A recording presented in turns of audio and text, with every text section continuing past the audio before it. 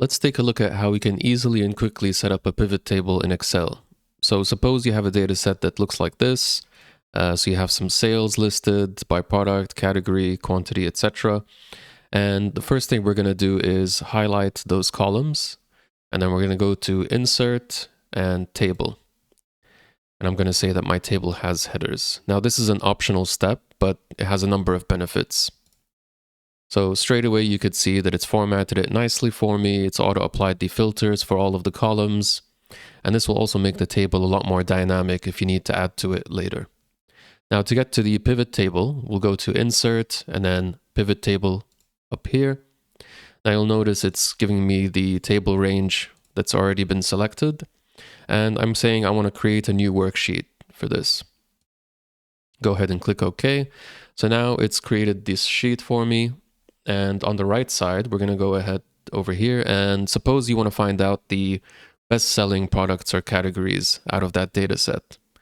So what we're going to do is we're going to quickly drag and drop things. So we're going to take the category first, we'll drag it into rows. And then we're going to take the product and drag that underneath category. And now, since we're looking at the total price or the total sales, we will drag that into the values area. So if you look at the pivot table now, you can see that it's nicely presented and it's filtered by category, product, and then showing me the totals. Now, one neat trick you could do to find out the best sellers more easily is you can go ahead and click on any of these cells over here, right click, and select Show Values As and Percentage of Grand Total. So what you'll immediately notice is it converts these into percentages.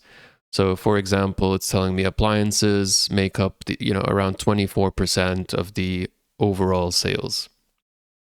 Now, another nice trick you could do is adding a timeline for the dates. So if I go back to the right side again, and I'm going to click the drop down for date, and I'm going to say Add as Timeline. So now it's showing me a timeline of all of the date periods. And I could select, for example, I just want to see January. So you could notice that the data has changed.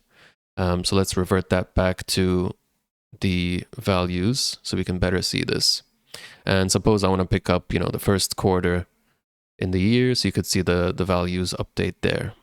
And it's easy to switch between these. Okay, so now that we have the pivot table set up, let's go ahead and click on any of the cells and then Insert at the top. And you'll see that it has the suggested charts up here. So let's say I just want to select the clustered column, and you'll see it automatically generates the chart for us, which displays the data that we're looking at in the table, just in a visual format. So that's how you can use pivot tables to quickly and easily find out insights without the need for any complicated formulas. If you found the video useful, please like it and subscribe to the channel for more easy to digest topics. And if there's any topic that you'd like simplified, please comment that below. Thanks for watching.